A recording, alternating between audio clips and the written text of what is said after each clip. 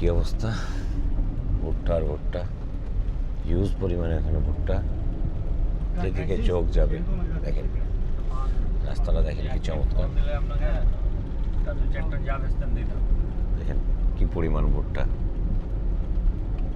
যেদিকে চোখ যাবে শুধু ভুট্টা আর ভুট্টা।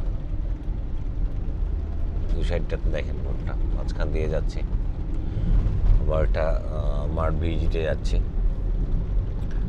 টমেটোর মাঠে। এটা আমাদের কোম্পানির টমেটো দেওয়া আছে, তাই আর কি আমরা ওটা ভিজিট করব, এই জন্য যাচ্ছি। দেখেন গাছ কি সুন্দর হয়ে আছে।